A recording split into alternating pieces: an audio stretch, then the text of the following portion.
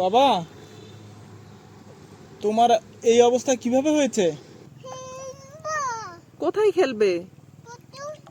পুকুরে খেলবে? এমা বকা দিচ্ছে না? মাম্মাম, মাম্মাম, চলো বাসায় চলো। কোথায় খেলবে? পুকুরে খেলবে? তো বাসায় যাবে না?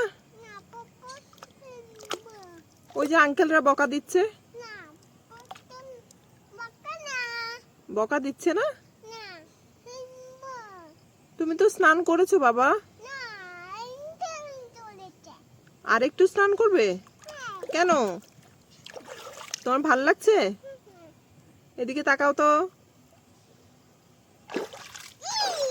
এমা,